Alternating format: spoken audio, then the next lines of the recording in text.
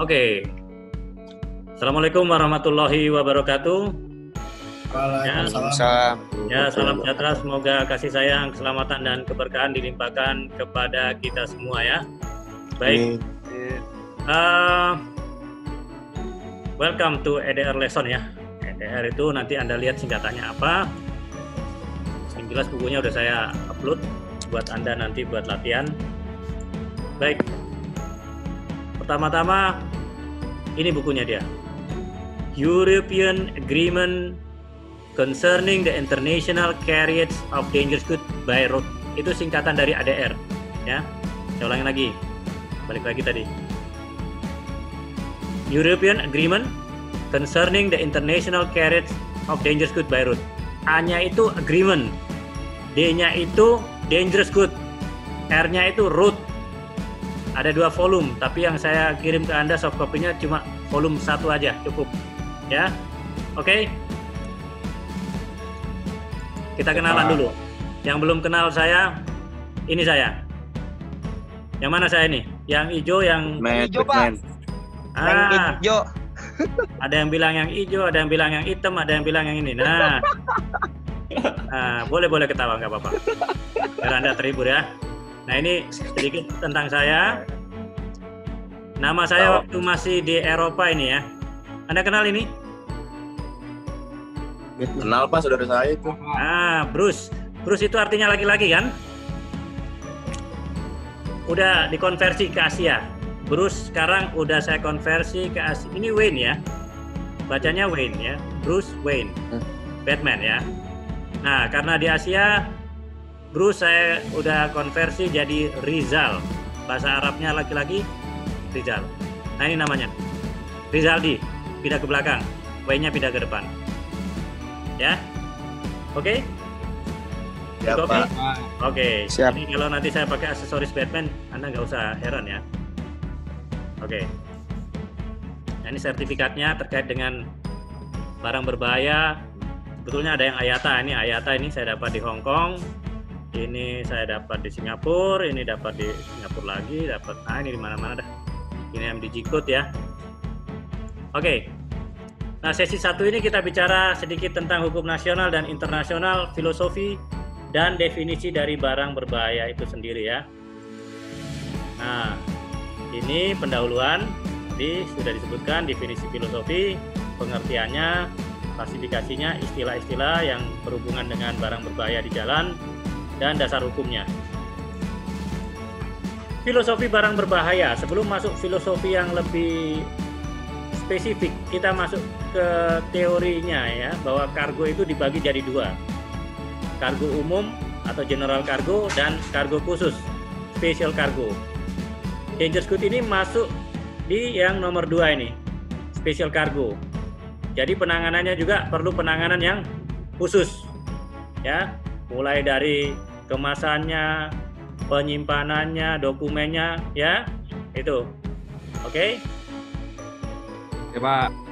Nah, prinsipnya barang berbahaya itu dapat diangkut dengan aman, ya, asalkan syarat-syarat keselamatannya telah dipenuhi, ya. Jadi mau dia diangkut pakai darat, laut, udara, aman, nggak usah takut, asalkan udah memenuhi syarat-syarat dan ketentuan berlakunya udah dipenuhi, ya.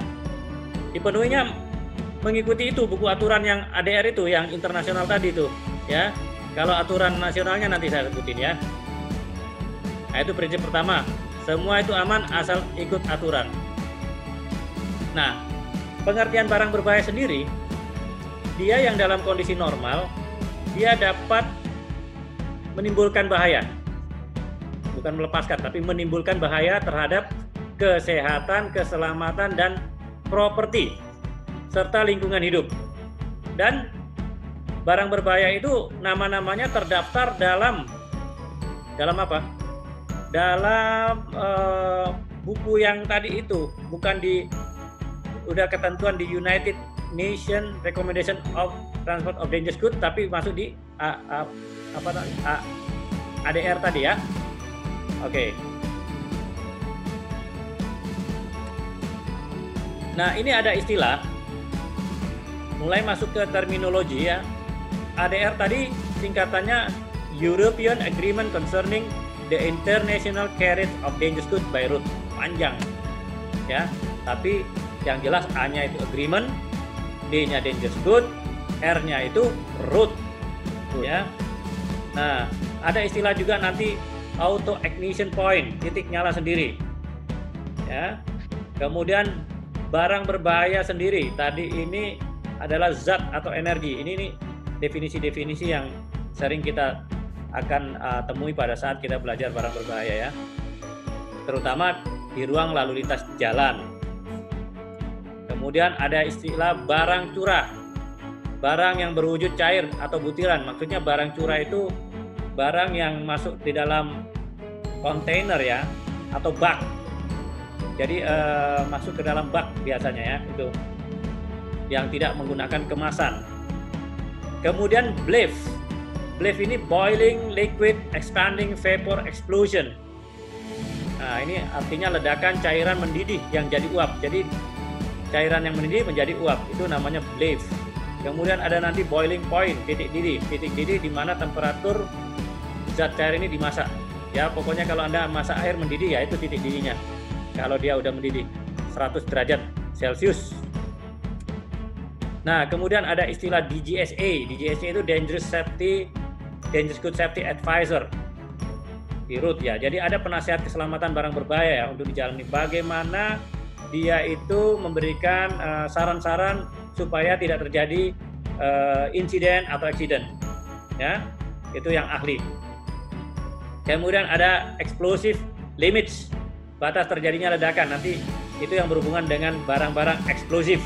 Ada upper explosive, ada lower explosive ya. Ini nanti ada istilah-istilah ini yang timbul pada saat kita menghandle eksplosif. Kemudian flash point, titik nyala ini terjadi pada saat menghandle flammable liquid nantinya ya. Jadi ini istilah-istilah dulu yang kita kemukakan di sini. Ada istilah gas karena salah satu kelas daripada barang berbahaya itu adalah gas ya. Kemudian juga ada istilah HSA, Health and Safety Authority, Otoritas Kesehatan dan Keselamatan. IBC itu Intermediate Bulk Container, itu kontainer yang volumenya lebih dari 450 liter tetapi tidak lebih dari 3000 liter. Ada istilah-istilah packaging ya, kemasan itu ya. Kemudian liquid, barang-barang cair, large packaging, kemasan yang besar, FEGC, multiple element gas container, MEMU. Nah, ini istilah-istilah yang umum diketemukan pada saat kita menghandle barang berbahaya. Portable tank, tank yang portable ini ya, bisa dipindah-pindah. Plakat atau plakat itu label yang besar untuk ditempatkan di luar kendaraan. Kemudian nanti ada istilah proper shipping name, nama pengiriman barang berbahaya. Nah, nama pengiriman barang berbahaya yang tepat atau yang sesuai, yang terdaftar dalam buku ADR itu juga ada nanti ya. Kemudian sistem manajemen keselamatan perusahaan angkutan umum. Nah, ini kita akan belajar sedikit tentang sistem manajemen keselamatan perusahaan angkutan umum nantinya. Barang-barang solid ini juga ada flammable solid, itu barang berbahaya yang padat ya. Makanya di sini ada zat padat itu apa? Vapor pressure, tekanan uap, ini barang-barang cair yang punya tekanan. Nah, masuk ke dasar hukum pengangkutan barang berbahaya. Transportasi barang berbahaya ini perlu ditata untuk menghindari sejauh mungkin kecelakaan terhadap manusia atau properti dan kerusakan lingkungan. Dengan adanya perbedaan peraturan di setiap negara dan perbedaan moda transportasi perdagangan internasional juga dalam bentuk bahan kimia dan produk yang mengandung bahaya, maka ini akan serius ya, ada kendala nanti ya.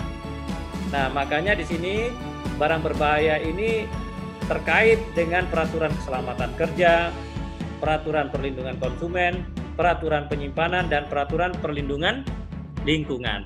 Nah, kita akan concern ke peraturan keselamatan kerja, penyimpanan, dan termasuk perlindungan lingkungan. Kemudian peraturan nasional. Peraturan nasional di sini cukup banyak di sini yang mendukung daripada tegaknya keselamatan di jalan itu ya. sebetulnya itu juga mereka rujukannya dari internasional. Ada Undang-Undang Nomor 22 Tahun 2009 tentang lalu lintas dan angkutan jalan.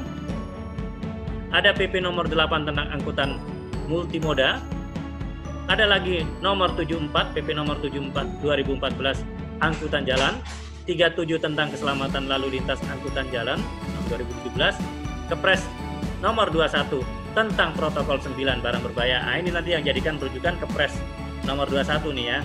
Kemudian PM Peraturan Menteri Perhubungan Republik Indonesia 85 tahun 2018 Sistem Manajemen Keselamatan Perusahaan Angkutan Umum. Nah ini, kalau kita mau tahu sistem manajemen, kita buka peraturan ini.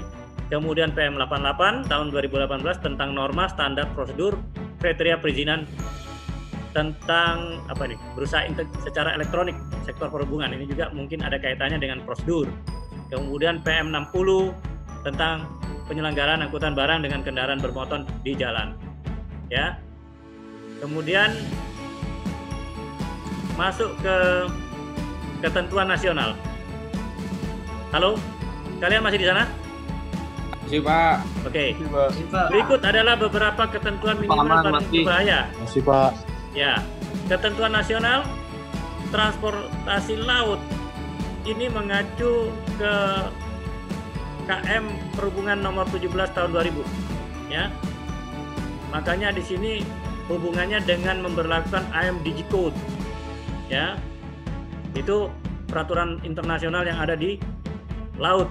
Sementara untuk udara menggunakan KP 41 tahun 2014 itu berhubungan juga dengan IQ, Technical Instruction.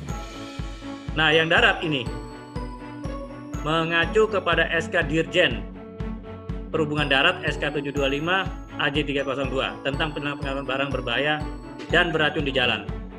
Nah, ini merujuk PM 60. Dan kemudian ada lagi di sini transportasi laut. Tadi IMDG Code udah dijelaskan ya.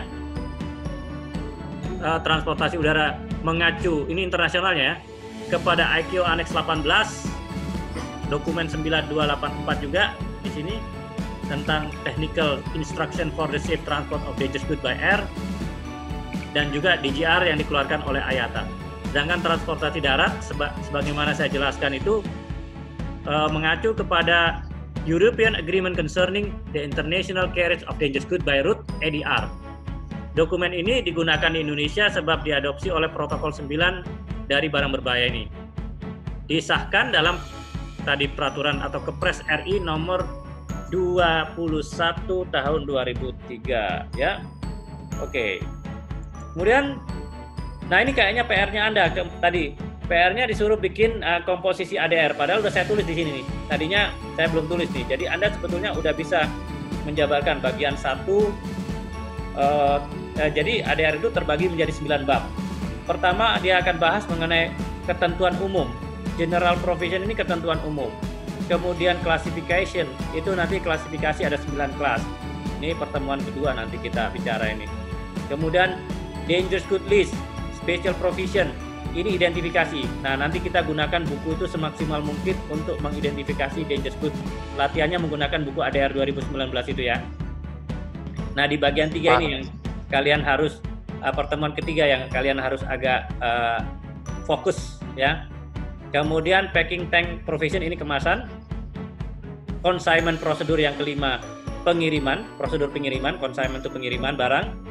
Kemudian requirement for the construction and testing packing, ini pengetesan kemasan di sini yang bagian 6.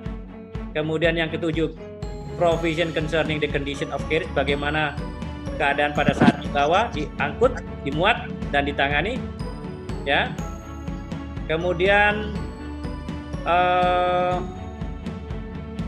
ini requirement concerning the construction and approval of vehicle ya. Ini persyaratan untuk kru. Oke. Kemudian ada lagi nggak nih? Requirement construction and approval of vehicle. Jadi persyaratan daripada kendaraan ini yang nomor 9 ya, bab terakhir ya. Dokumentasinya di part 8 atau bab 8 ya.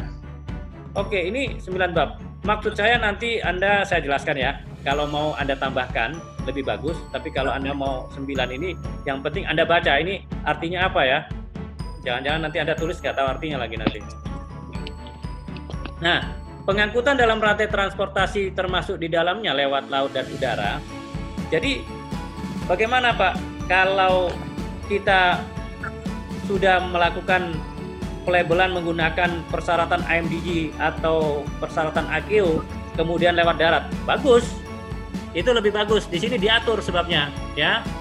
Hubungan antara transportation chain, jadi rantai transportasi ini kalau dia sudah menggunakan AMDG code atau ICAO sebetulnya kan sama.